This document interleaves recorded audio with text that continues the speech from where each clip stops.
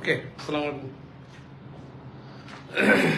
Sorry to say, অনেক চেষ্টা করেছি ক্লাস নেওয়ার জন্য, রাস্তায় জ্যাম ছিল, ছোটখাটো একটা দুইটা বাসের মধ্যে একটু সমস্যা হয়েছিল।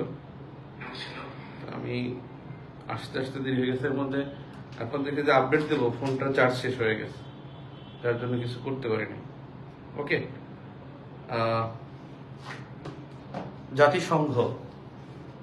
জাতিসংঘ থেকে প্রশ্ন এখান থেকে মাস্ট আসবেই।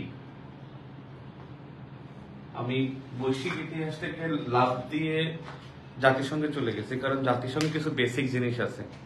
এই বেসিকটা শিখে গেলে আপনি রিসেন্ট গুলো অ্যাড করতে পারবেন। এখানে রিসেন্ট আসে, কিন্তু আমরা যদি আঞ্চলিক ও আন্তরিক ব্যবস্থায় ঢুকতাম সেটাও হতে পারতো, অথবা বাংলাদেশ বিষয়গুলো যদি ইতিহাসে ঢুকতাম সেটাও নিতে পারতাম।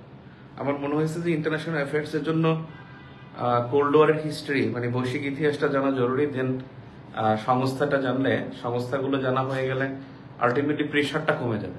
আপনার ইন্টারন্যাশনাল অ্যাফেয়ার্স এর প্রেশার কিন্তু একটু বেশি। এই প্রেশারটা যদি একটু কমাতে পারেন তাহলে বাংলাদেশে আপনি অনেক সময় দিতে পারবেন। বাংলাদেশ বিষয়গুলিতে মুক্তিযুদ্ধ, সংবিধান, এই দুইটা খুব বেসিক। আমরা এটা শেষ করি, সংস্থাগুলো শেষ করি, আমরা মুক্তিযুদ্ধ, সংবিধান এবং ইতিহাস এটা ঢুকবো। আর দেন অন্য যেগুলো অধ্যায় আছে দ্বিতীয় থেকে নবম অধ্যায় পর্যন্ত, ওই অধ্যায়গুলো বাংলাদেশ বিষয়গুলিতে প্রচুর রিসেন্ট আসে। এবং এটা যেহেতু আমাদের অর্থনীতি সমীক্ষা হয়ে গেছে, বাজেট হয়ে গেছে, কিন্তু এর একটা রিভিশন আসবে। রিভিশনটা আসবে পুরো জুলাই মাস ব্যাপী। পুরো জুলাই ব্যাপী কিন্তু থেকে থেকে থেকে থেকে এই অর্থনীতি সমীক্ষাগুলো পার্ট বাই পার্ট ইনফরমেশন গুলো আসবে। অর্থনীতি সমীক্ষা আমাদের যেটা প্রকাশিত হয়েছে, এখানে কিন্তু ফেব্রুয়ারি 2024 পর্যন্ত ইনফরমেশন এখানে ইনক্লুডেড। এখানে কিন্তু আপনার লাগবে 30শে জুন পর্যন্ত। যেহেতু 30শে জুন যখন শেষ হয়ে যাবে তখন জুলাই মাস ব্যাপী এগুলো পুরো রিভিশনটা আসবে। যে রিভিশনটা, এটা অর্থনীতি সমীক্ষা লেখা নাই, কিন্তু অর্থনীতি সমীক্ষা নামে আসবে বিবিএস থেকে, এবং এটা ওখানে আপডেট করে নিতে হয়। সো আমরা জাতিসংঘে প্রবেশ করলাম। জাতিসংঘ এখান থেকে মাস্ট প্রশ্ন আসে, এবং এখান থেকে প্রশ্ন আসবেই, কোনো সন্দেহ নাই। আর এই জাতিসংঘ থেকে এখান থেকে রিসেন্ট আসে, সাম্প্রতিক ইনফরমেশন আসে। যেমন প্রশ্ন আসছিল 45তমতে, যে প্রশ্ন ছিল যে 45তমতে না 44তমতে একটা প্রশ্ন ছিল যে জাতিসংঘের যে পিস বিল্ডিং কমিশন, শান্তি স্থাপন কমিশনের প্রতিষ্ঠাতা কে? বাংলাদেশ। সভাপতি কে? বাংলাদেশ। এই প্রশ্নটা কিন্তু আসছে। এরপরে বাংলাদেশ কোন কোন সংস্থার সভাপতি নির্বাচিত হয়েছে, এরকম প্রশ্ন আসছে। এরপরে প্রশ্ন আসছিল, সাম্প্রতিক প্রশ্ন যদি দেখি, মুজিব বর্ষ থেকে একটা প্রশ্ন আসছিল একবার। তারপরে প্রশ্ন আসছিল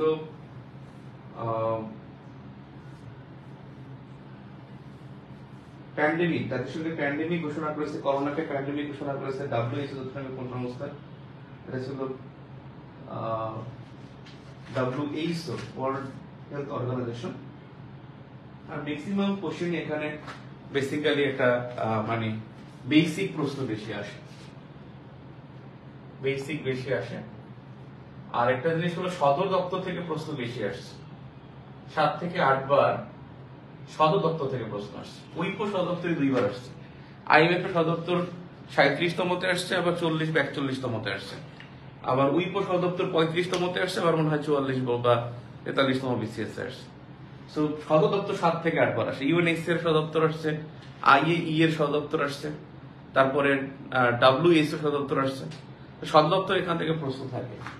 সদর দপ্তর বেসিক ইনফরমেশন রিসেন্ট, আরেকটা হলো বিগত। এই চারটার গুরুত্ব সবচেয়ে বেশি। এখান থেকে 80% কোশ্চেন জাতিসংঘ থেকে কমন করে। এবং জাতিসংঘ এমন একটা টপিক যেখান থেকে প্রিলি সিলেবাসে আছে, রিটেনের সিলেবাসে আছে। ভাইবাই তো জাতিসংঘ ছাড়া কথাই বলা যাবে না, জাতিসংঘ ছাড়া তো কোনো আলোচনাই নাই। ভাইবার প্রশ্নে জাতিসংঘ থেকে উত্তর আলোচনা করতেই হয়। সো এখানে আমরা জাতিসংঘ থেকে যেই অংশগুলো বেশি জোর দেব, জাতিসংঘের যেই টপিকগুলো আমরা জোর দেব, সেগুলোর সম্পর্কে একটু দেখি। যেখান থেকে প্রথমত যেটা দরকার সেটা হলো প্রতিষ্ঠার পদক্ষেপ। এই প্রতিষ্ঠার পদক্ষেপ থেকে এ পর্যন্ত একবার প্রশ্ন আসছে, এবং সেটা ছিল 36তম BCS। একবার প্রশ্ন আসছে প্রতিষ্ঠার পদক্ষেপ। জাতিসংঘের ধারণা, এই জাতিসংঘের ধারণা একটা কনসেপ্ট আছে, এখান থেকে প্রতি বছর আসে মাস্ট ইনশাআল্লাহ, এই টপিক থেকে প্রতি বছরই আসে। জাতিসংঘের ধারণা এটা খুবই ভেরি ভেরি ইম্পর্টেন্ট একটা টপিক। এরপর হলো জাতিসংঘের অঙ্গ সংস্থা, অঙ্গ সংস্থা থেকে মানে বলা যায় যে প্রায় প্রতি বছর আসে, দুইটা স্টার। 4 নম্বরে জাতিসংঘের বিশেষায়িত সংস্থা, বিশেষায়িত যে সংস্থা, এখান থেকে বেসিক্যালি সদর দপ্তর বেশি গুরুত্বপূর্ণ থাকে। সদর দপ্তর মানে এখানে 3টা জিনিস জানতে হয়, একটা প্রতিষ্ঠাকাল, সংস্থাটির এলাবোরেশন আর সদর দপ্তর, এই 3টা সবার আগে। এরপরে কিছু সংস্থার প্রধান বা প্রেসিডেন্ট বা নির্বাহী জানতে হয়, সব সংস্থার না। জীবনও দেখবেন আপনার আইটিইউ এর প্রধানের নাম আসবে না, অনেক বইতে দেখা যায় সবগুলো থাকে, আপনারা সব মুখস্থ করেন। আমি জীবনও সব পড়াবো না। আপনার প্রধান আসে WTO, WHO, world bank, IMF আর সর্বোচ্চ UNHCR আসে। কারণ UNHCR আমাদের এখানে বারবার ভিজিট করে আমাদের এই রোহিঙ্গার কারণে। রোহিঙ্গা কিন্তু আমাদের এখানে প্রায় 20 লাখ, যদিও এনলিস্টেড 11,40,000 যারা তালিকাভুক্ত হয়েছে, এর আগে যারা আসছে যায় নাই, মোট প্রায় 20 লাখ রোহিঙ্গা বাংলাদেশে আছে। সেজন্য ওই শরণার্থী সংস্থাটার নাম পরীক্ষায় থাকে। বইয়ের কাজ চলছে, নিউ এডিশন। এরপরে হলো যে জাতিসংঘ বিশ্ব সংস্থা, অঙ্গ সংস্থা, জাতিসংঘের ধারণা, প্রতিষ্ঠার পদক্ষেপ। এরপরে হলো 3টা জিনিস থেকে পরীক্ষায় বেশি আসে, কারণ নারী ইস্যু, মানবাধিকার ইস্যু, মানবাধিকার ও শান্তি রক্ষা, এই 3টা জিনিস থেকে বেশি প্রশ্ন আসে। জাতিসংঘ বিষয়ক দিবস, জাতিসংঘ বিষয়ক দিবস, এবছর একটি দিবস আসছে, যেমন শরণার্থী দিবস 20 জুন। 20 জুন যে শরণার্থী দিবস, এটা কিন্তু পরীক্ষায় 46তমতে আসছে। জাতিসংঘ সংক্রান্ত বিষয়ক দিবস, বর্ষ, দশক, সম্মেলন, এই 4টা বিষয় থেকে প্রশ্ন হয়, তবে খুবই কম হয়। দিবস আসছে এইবারই প্রথম, আর বর্ষ অনেক আগে আসতো, দশক তো আসেই না এখন পর্যন্ত। গত 20 বছরের প্রশ্ন অ্যানালাইসিস করে দেখা গেছে দশক আসে নাই, কিন্তু সম্মেলনটা আসে। এখানে দিবস এবং সম্মেলন এই দুইটার একটু গুরুত্ব বেশি থাকে। নাম্বার 7 যেটা, সেটা হলো জাতিসংঘর রিসেন্ট, জাতিসংঘ বিষয়ক যে সাম্প্রতিক, আর সাম্প্রতিকের ক্ষেত্রে ফোকাস করতে হবে যে রিসেন্ট এন্ড বাংলাদেশ। সাম্প্রতিক তো পড়বেন, এবং এছাড়া বাংলাদেশ সংক্রান্ত যে রিসেন্ট আছে সেটাও করতে হবে। সো এই 7টা টপিক মানে এখানে আলোচনার বিষয়। তো আমি যদি বলি, এখানে জাতিসংঘের ধারণা এটা ট্রিপল স্টার, এখান থেকে প্রশ্ন আসে। অঙ্গ সংস্থা থেকে 2টা স্টার, মাঝে মাঝে আসে। বিষয়ত সংস্থা থেকে প্রশ্ন আসবে ইনশাআল্লাহ, এখান থেকে প্রশ্ন বেশি আসে। নারী, মানবাধিকার, শান্তি রক্ষা 2-1 বছর পর পর এখান থেকে চলে আসে। জাতিসংঘ বিষয়ক দিবস, সম্মেলন, এটা একটা স্টার, এটা মাঝে মাঝে আসে। রিসেন্ট থেকে প্রশ্ন আসবেই, কোনো সন্দেহ নেই, এখান থেকে প্রশ্ন আসবেই। প্রতিষ্ঠার পদক্ষেপ থেকে মাত্র একবার প্রশ্ন আসছে, এটা পদক্ষেপটা তারপরও করতে হবে, কারণ এই পদক্ষেপ এখন প্রতিষ্ঠার যে 11টা পদক্ষেপ, যে 11টা পদক্ষেপের মধ্যে আমরা 9টা পদক্ষেপ খুব সিরিয়াসলি পড়ি। সেই 9টা পদক্ষেপের মধ্য থেকে খুব গুরুত্বপূর্ণ যে পদক্ষেপটা এই বছর আসতে পারে, সেটা ব্রিটেন উডস কনফারেন্স। যে ব্রিটেন উডস কনফারেন্সের মাধ্যমেই কিন্তু মার্কিন ডলারকে আন্তর্জাতিক মুদ্রা হিসেবে ঘোষণা করা হয়েছে, যে কারণে এখন ডলারের ছড়ি ঘুরাচ্ছে হলো ইউএসএ, এবং পৃথিবী বেশি এখন ডলার ক্রাইসিস চলছে। যে ডলার ক্রাইসিসের কারণে মানে পৃথিবীর বিভিন্ন দেশে রিজার্ভ ক্রাইসিস দেখা দিয়েছে। সো এই জন্য এই ব্রিটেন উডস কনফারেন্সটা এখানে বেশি গুরুত্বপূর্ণ। আর এছাড়া হলো প্রতিষ্ঠার যে পদক্ষেপ আছে, সেই পদক্ষেপের মধ্যে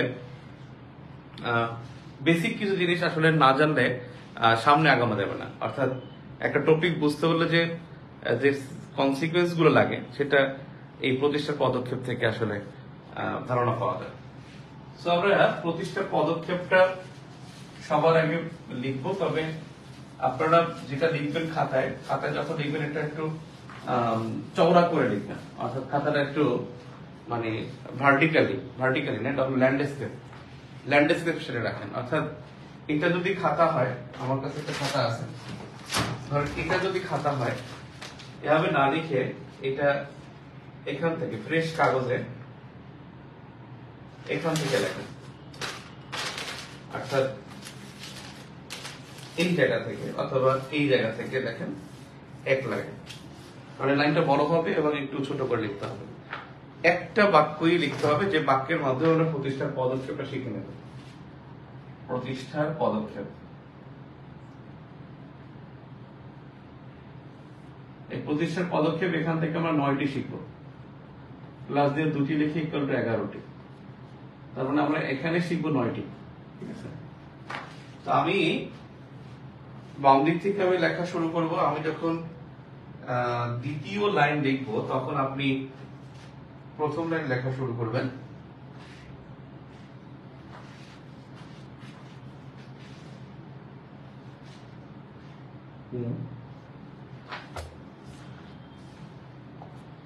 দাগ দিয়ে দেখি যে ক্যামেরা আসলে দেখা যাচ্ছে কিনা। ওকে, গুড।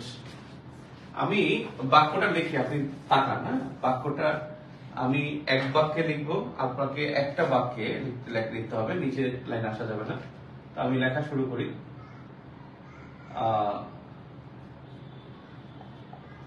লন্ডনের আটা ও মস্কোতে বসে ডিম খেতে হলে ইয়েস বলে সাইন করে দিন। লন্ডনের আটা ও মস্কোতে বসে ডিম খেতে হলে ইয়েস বলে সাইন করে দিন। ইয়েস বলে সাইন করে দিন। জাস্ট এই একই বাক্য। এখান থেকে দেখেন ডিম পর্যন্ত ফাঁকা, বেশি ফাঁকা মোটামুটি। এরপরে সব সিঙ্গেল স্পেস, সব সিঙ্গেল স্পেসে লেখা। আপনি যদি তারপর না বুঝতে পারেন, আমি দ্বিতীয় লাইন লিখি, তারপর আপনি প্রথম লাইন লেখেন। তাহলে একটু অপেক্ষা করেন। যেমন দেখেন আমি লিখলাম লন্ডনের, এর নিচে দাগ দিয়ে লিখি লন্ডন ঘোষণা। এই যে দাগ দিলাম। আটার নিচে দাগ, এটা হলো আটলান্টিক সনদ। আটলান্টিক সনদ। বাবা ক্লাস তো, তুমি কেন আসবা? আচ্ছা 10 মিনিট সালাম দেবো, সালাম দেবো। ওকে,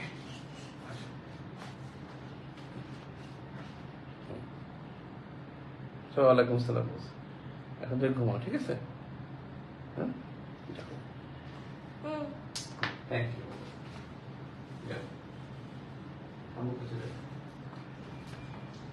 আস্তে আস্তে যাও। Thank you.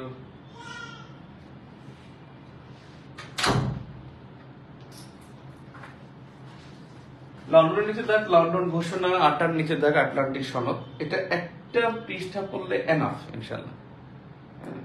এখানে পড়লে এনাফ। এবং এর প্রেক্ষাপট আমি যে ক্লাসটা নিয়েছিলাম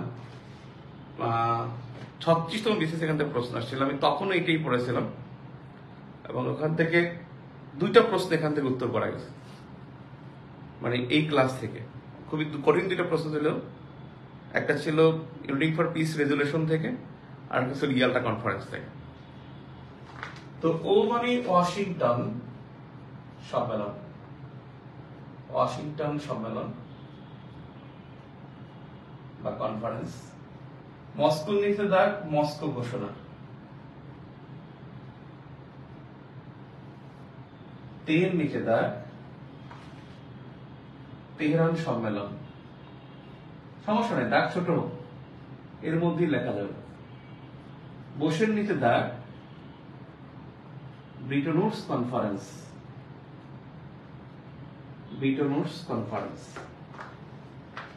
ডিমের নিচে দাগ ডাম্বারটন ওকস সম্মেলন।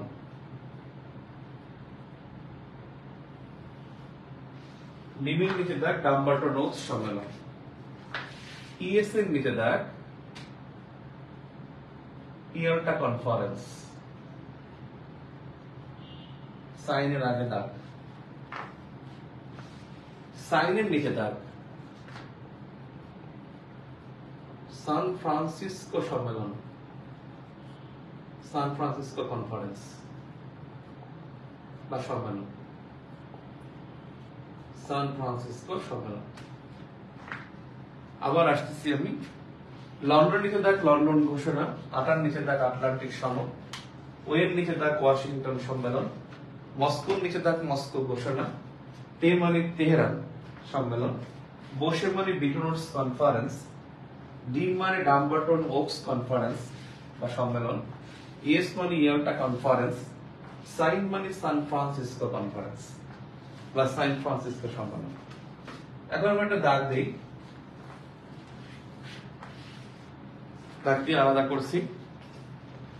এখন দেখেন আপনি লিখতে পারছেন কিনা। লন্ডন ঘোষণা, আটলান্টিক সনদ, ওয়াশিংটন সম্মেলন, মস্কো ঘোষণা, তেহরান সম্মেলন, Bretton Woods conference, Dumbarton Oaks সম্মেলন, ইয়াল্টা কনফারেন্স, আর একটা হলো সান ফ্রান্সিসকো সম্মেলন।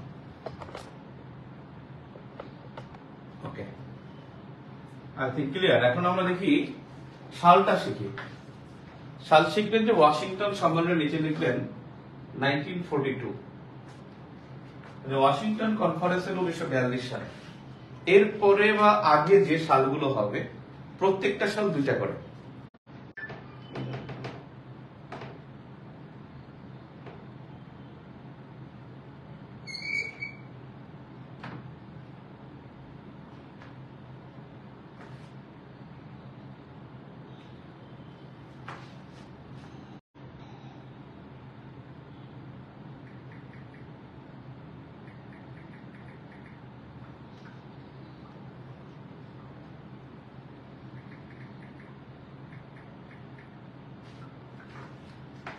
পরের দুটো হলো 1943, আবার পরের দুটো 1944, পরের দুটো 1945, তাহলে আগের দুটা কি হবে 1941,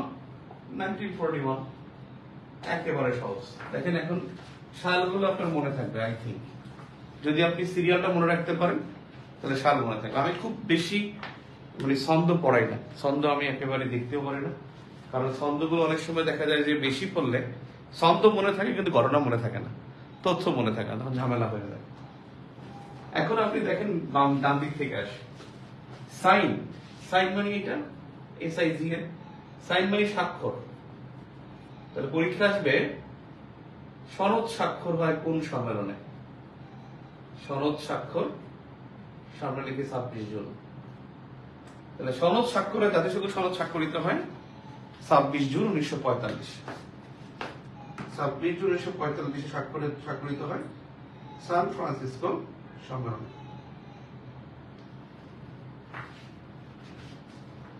এখন এখানে স্বাক্ষর করে 50টি দেশ, 50টি দেশ স্বাক্ষর করে।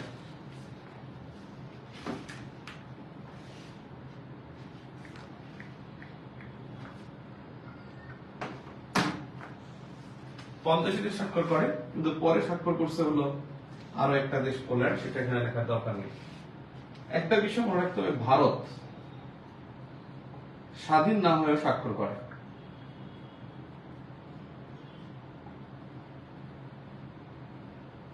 স্বাধীন না হয়ে স্বাক্ষর করে ভারত, স্বাধীন না হয়েও স্বাক্ষর করে ভারত।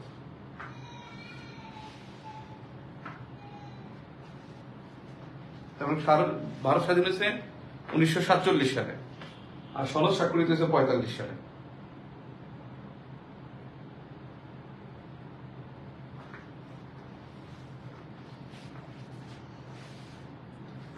এরপরে দেখেন ইয়েস মানে হা, তাহলে ইয়েস এর বিপরীত কি? নো। নো মানে ভেটো, মানে মনে রাখার জন্য ইয়েস বলে সাইন করে দিন। ইয়েস মানে এখানে ইয়েস এর সাথে ভেটো জড়িত, তার মানে এখানে বলতে পারি ইয়াল্টা কনফারেন্সে 5টি স্থায়ী সদস্যকে ভেটো ক্ষমতা প্রদান, ভেটো ক্ষমতা প্রদান। তাহলে জাতিসংঘের কোন সম্মেলনে, জাতিসংঘের কোন সম্মেলনে 5টি স্থায়ী সদস্যকে ভেটো ক্ষমতা প্রদান করা হয়? ইয়াল্টা কনফারেন্স। এখন দেখেন এই 5টি স্থায়ী সদস্য, এটা তো নির্বাচন করতে হবে। এটা নির্বাচন করা হয় ডাম্বারটন ওকস সম্মেলনে। তাহলে এখানে বলতে পারি ইউএসএ, ইউকে, ফ্রান্স,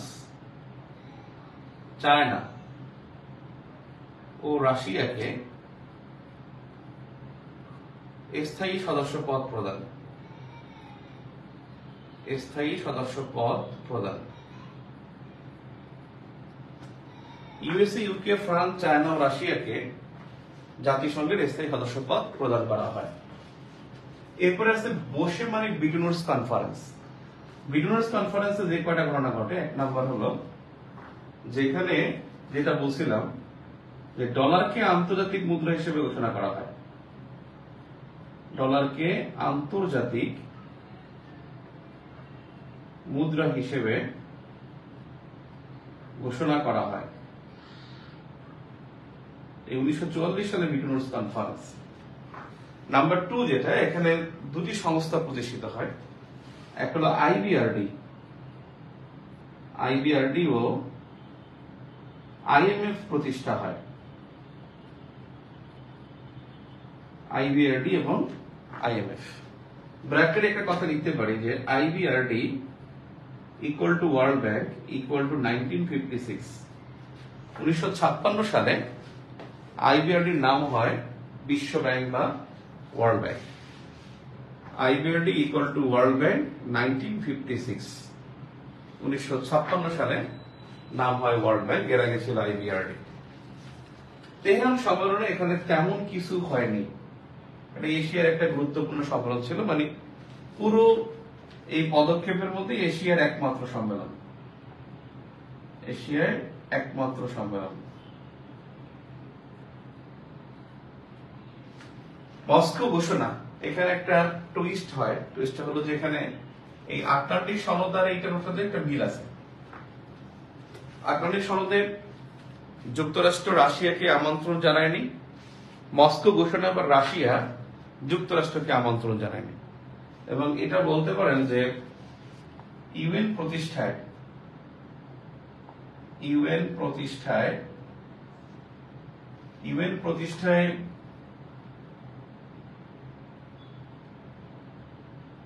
ইউরোপীয়দের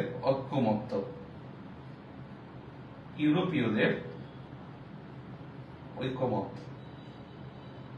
এখানে ইউএসএ ইজ ক্রস, ইউএসএ এখানে ছিল না, ইউএসএ কে এখানে আমন্ত্রণ জানানো হয়নি। কেন? কারণ 41 সালেই 2 বছর আগে ওখানে আবার আটলান্টিক সনদে যুক্তরাষ্ট্র আবার সোভিয়েত ইউনিয়ন বা রাশিয়াকে আমন্ত্রণ জানায়নি। ওয়াশিংটন সম্মেলন লিখতে পারি ইউএস প্রেসিডেন্ট, তৎকালীন আর কি, US president Franklin D Roosevelt. US president Franklin D Roosevelt UN এর নামকরণ করেন। এই জাতিসংঘ মানে ইউনাইটেড নেশনস, এই ইউনিয়ন বা ইউনাইটেড নেশনস নামকরণ করেছে ফ্রাঙ্কলিন ডি রুজভেল্ট। আর ইউএন প্রতিষ্ঠার 4টি উদ্যোক্তা দেশ,